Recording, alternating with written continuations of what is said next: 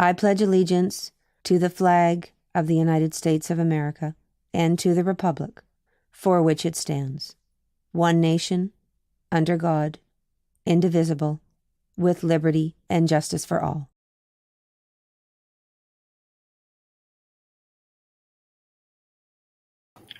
Good morning, West Rocks. Today we are live from Panther Newsroom. My name is Santiago Palmeque. And my name is Lucia Passarelli. Today is Friday, April 5th, and it is an A-Day.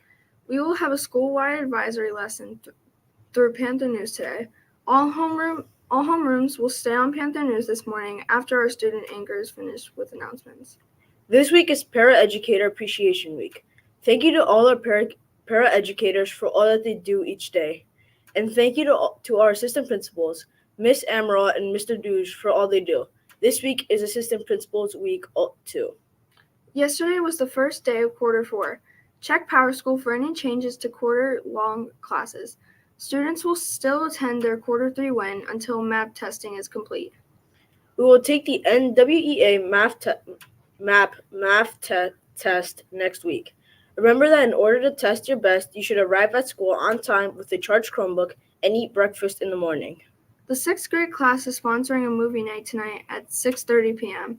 You must complete a permission slip and return with $10 to purchase a ticket if you want to attend. Did you know that a partial solar eclipse will be visible in Norwalk next Monday, weather permitting? Learn about and experience solar eclipses by participating in specialized VR event in the Verizon Lab during the school day. Utilizing our class VR, you will be transported to various locations around the world to view solar eclipses in various stages. The door prize for participating is free solar eclipse glasses to all attendees who safely watch the live event. See Dr. Fox in the Verizon Lab Room 188 for a registration flyer. Remember, the PM pause stands for positive interactions. Be kind to your peers and your teachers each and every day. Have a fabulous Friday, everyone. And remember, we're staying on the broadcast for our school-wide advisory lesson. Now over to Dr. Reynolds, Miss Major, and Miss Gardella.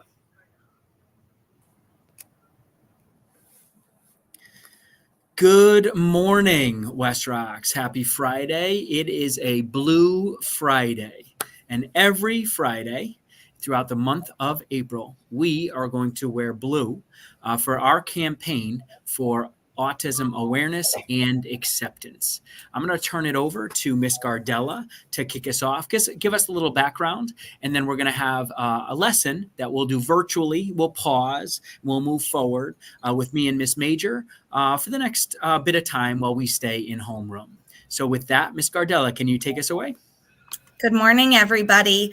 I'm Miss Gardella. I'm very excited to be here with you this morning, and we're going to talk a little bit about autism awareness and acceptance.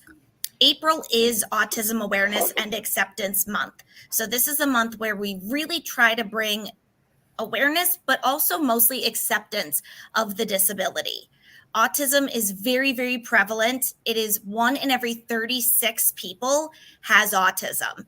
The rates have skyrocketed in the last few years for a wide variety of reasons, awareness being one of them. 20 years ago, we didn't have this awareness about autism, so people were not being diagnosed as much as they are now. Autism also looks different in boys than it does in girls. If we go to our first page,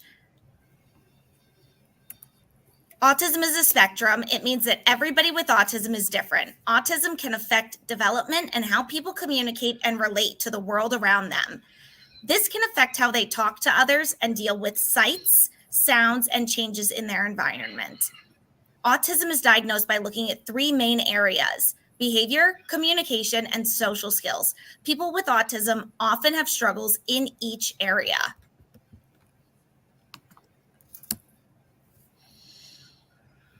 So what is Autism Awareness and Acceptance Month? Autism Awareness and Acceptance Month takes place during April. It is promoted by the National Autism Society.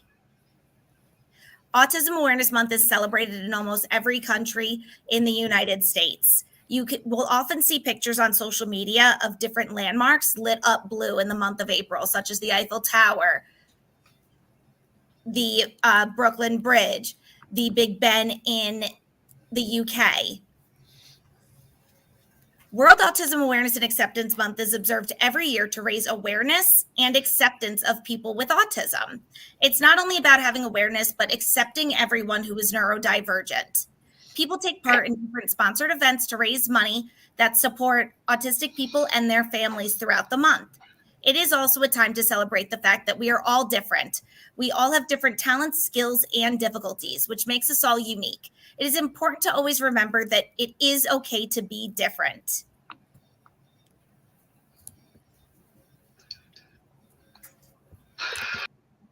All right.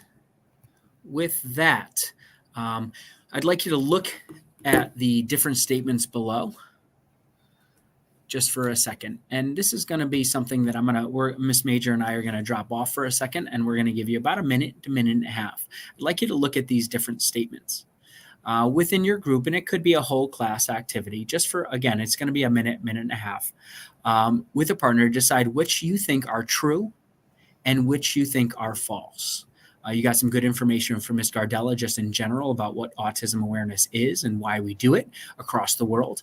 And now we're going to get into what is autism. And we're going to start with what you think already before we do some learning. So take a look at these 8 statements. Which one do you think they're true? Which one you think are false? And we're going to come back on in just a minute.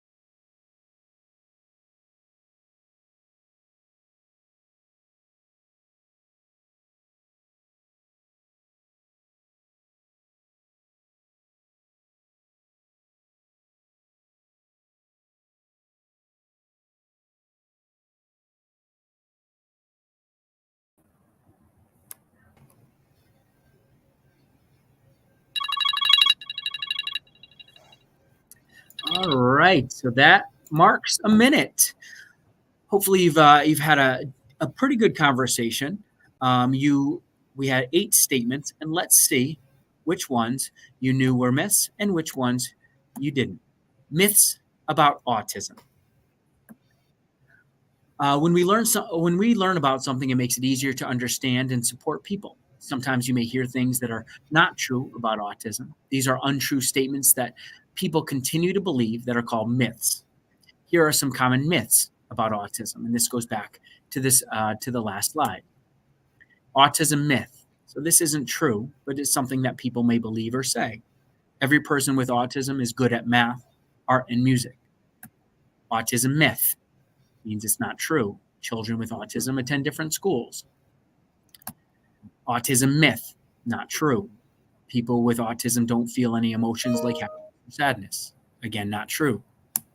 Autism myth, repetitive motions like flapping or rocking are wrong and should be stopped. Again, autism myth, not true. But this, without an understanding and empathy and acceptance, this is what sometimes people perceive and then believe.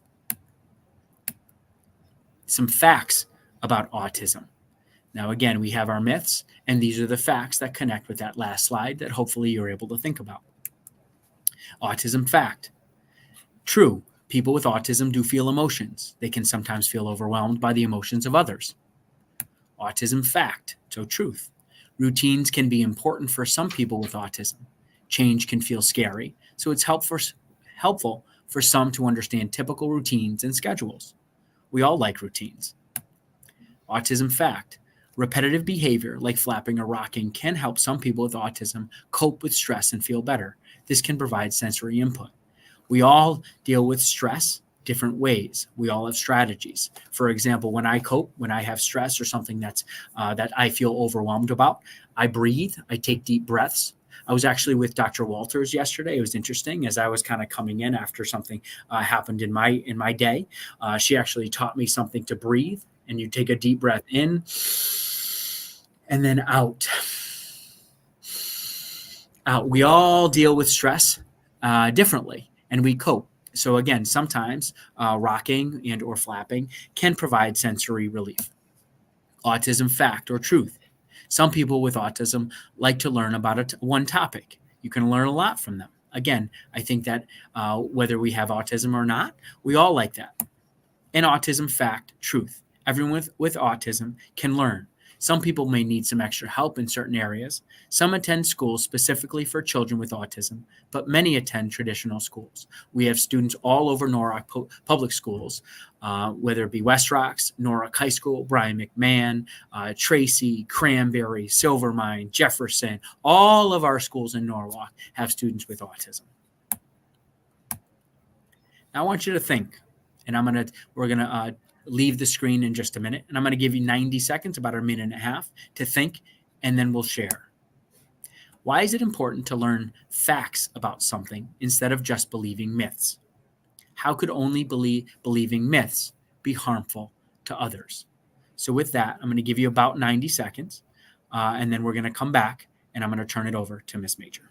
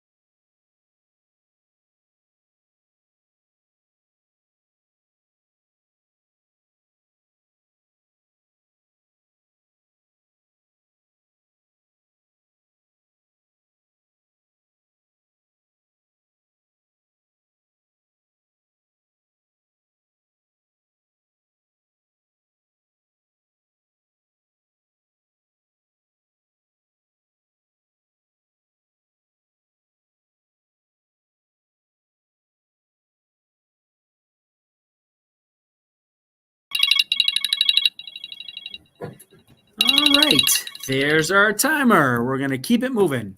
And with that, hopefully we had a good discussion around myths, not true, and it actually shifts the way we believe and the way we act.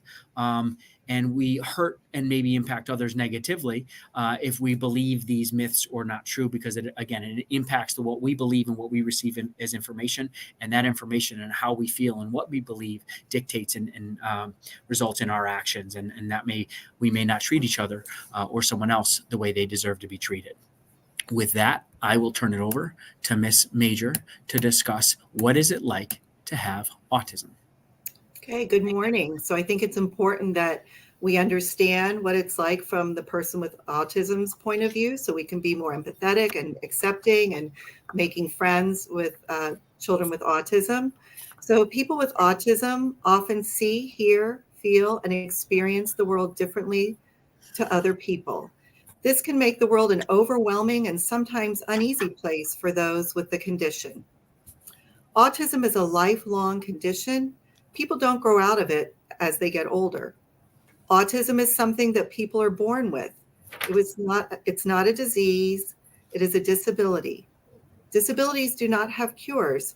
Every person with autism is affected by the disability differently. They say if you've met one person with autism, then you've only met one person with autism. Everyone is unique. That is why it's important that we understand as much as we can about the condition.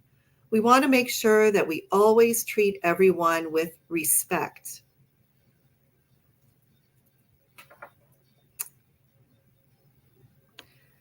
How can autism affect people? Autism is called a spectrum disorder.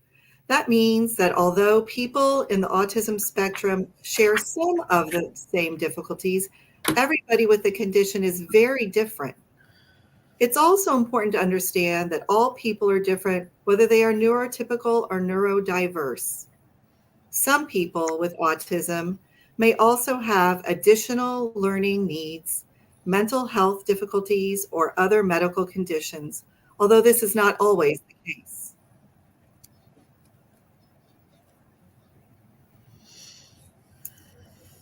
So here are some quick statistics about autism.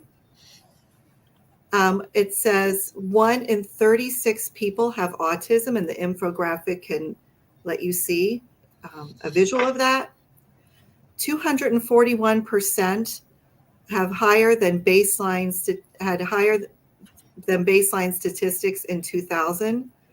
Boys are 4 times more likely to be diagnosed with autism than girls.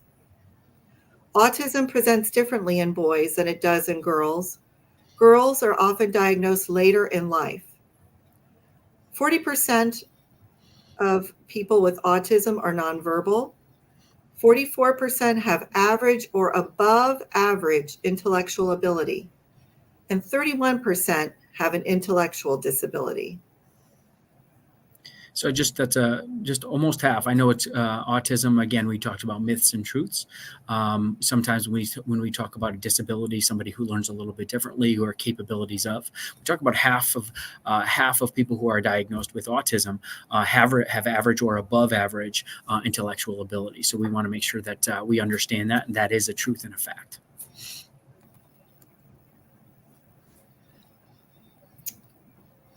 Okay, and this graph shows how the rate of autism has increased from 2000 to 2000 and I can't really see 2006, I believe. 20, sorry. Yep, that's okay. So part of the prevalence as it comes up is because we learn more about it. Right. So we are more aware of how to diagnose what we do when we see certain signs and symptoms of just like anything else. So when we look at diagnosis and we look at the prevalence means it's more apparent. It's more in front of us. There's more cases of it.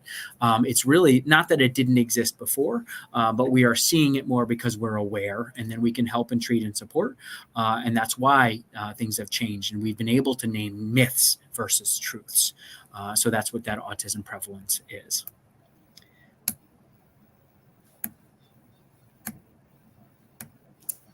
Okay. So sometimes people with autism find noises overwhelming. Loud noises, which some people might like or not even notice, can be very overwhelming for other people. Sometimes people with autism can become so interested and absorbed in looking at one thing that they may not appear to notice what else is going on around them. The main sensory areas which can be affected are sound, sight, touch, smell, balance and movement around others. Some people with autism are sensory seeking as well as sensory avoidant. People with autism who are sensory seeking will look for sensory feedback if they are not stimulated enough in their present environment. Managing these sensory difficulties can be a big challenge to many people diagnosed with autism spectrum. So we're going to do an activity for about a minute within your homeroom. We're going to try this activity, and we're going to take ourselves off the screen in just a second and give you about a minute to try this, and this will be up to the teacher. We're going to try. We're going to, in a second, when Miss Major and I drop off the screen, it'll be up to you to have a minute. You're going to tell the person next to you about a book that you're reading or that you have read. I know each grade level is reading a different book within their ELA classes. We also have our independent reading. And if you don't want to choose one of those, we've read books over the course of this year, and or maybe you have an independent reading or a book that you've chosen. Your teacher is going to ask you, or I'm asking you, or we're asking you to do one of the following things while you're talking. Only communicate with gestures. Try not to talk. Cover your ears while your partner is talking to you. Turn your back on your partner while you're talking to them. So I'm talking like this and my back is turned. Or don't look at your partner while they're talking, but look at things around the room. So if Miss Major and I are talking, I'm looking like this around. So I'm going to ask your teacher, either you can pick which one you want to do or try, and you're going to talk to a partner next to you, because you're going to simulate what it is like to work through and work around a sensory overload, and or how we communicate in different ways using senses, and or some ways that we interpret sound and communication. So we're going to try that for 1 minute. Only communicate with gestures. Cover your ears while your partner is talking to you. Turn your back on your partner while you're talking to them, or look around, or don't look at your partner while they're talking, but look at other things around the room. We'll give you 1 minute. Go ahead.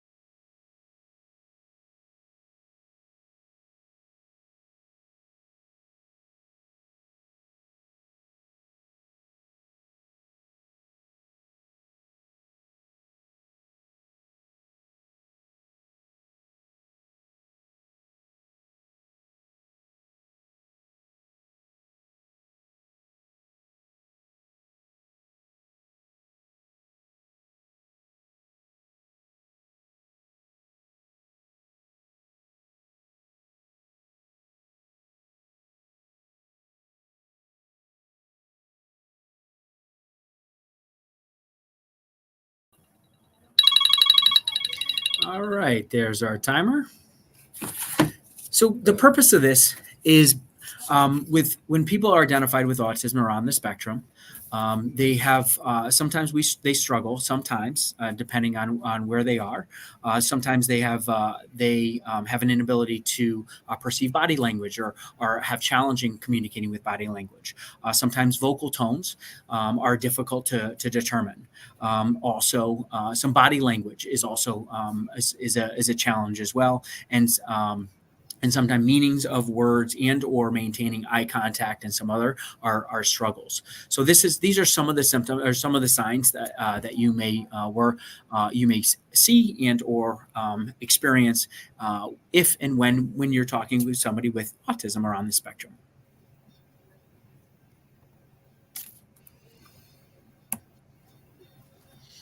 So understanding communication with someone with autism, it's important to be clear with the things that you are saying around all of your friends. Make sure that the person understands exactly what you mean. Be careful not to be too sarcastic or to make fun, as your friends may not understand this humor, and it could be upsetting to them. Sometimes people with autism are accused of being rude because how they respond or don't respond in conversation. People with autism may not give eye contact or give too much eye contact, staring. Remember, they may not understand what you have said or may need time to process what you said. People with autism could have trouble communicating exactly what they want to say. We must be accepting of how others display their behavior.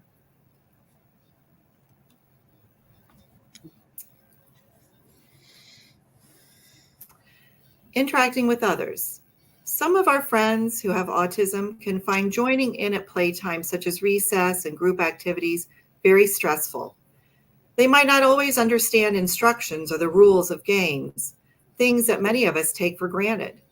For example, rules about how close to stand to someone, eye contact, how to end a conversation, or what to talk about in social situations.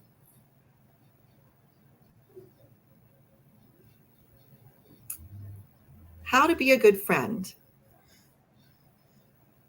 Be understanding. Sometimes a friend with autism may rather play alone, or it may be hard to get their attention. It doesn't mean they don't want to be your friend. Understand that sometimes your friends may be extra focused on what they are doing. Be inclusive. Invite your friend to play with you. They might not feel comfortable asking to play. Teach them about the game that is being played. Everyone likes to have fun. Ask questions. Learn about things your friend likes. You may have a lot in common. Be kind. Treat everyone with fairness and kindness. And be accepting. Everyone is different, and that's okay. Accept and appreciate others' differences. We're all special and unique. All right, this brings us to the end of our lesson. And so what I'm going to ask you to do today, we wear blue on Fridays. We'll continue to do that for the next few over in April to bring out the campaign and support our campaign for autism awareness and acceptance. Think about this throughout your day, and teachers feel free to bring this up throughout. Think about what you've learned today and the activities you tried. How'd they make you feel? I'm not going to have you do it because we're out of time, but think about 3 things that you know about autism that you didn't know before. And maybe we can revisit that later today. And how could you make others more aware of this disability? What can you do? Because that is the point: awareness and acceptance. So with that, I'm super proud to be part of our West Rocks community who is participating in our campaign to bring awareness and acceptance to autism. And we're going to continue that along with the entire Norwalk community, country of the United States of America, and the world as autism awareness is across the globe. There's a Lighted Up Blue event within Norwalk, which we will give you more details about. And each year we have a small group from West Rocks who go and participate in that. And then we will continue this work throughout the month. Thank you, Ms. Major. Special shout out to Ms. Gardella, who created our lessons and slides. And now with that, we will conclude. Thank you for your participation today. And once we're done with our broadcast, we can transition to our first period and first block class.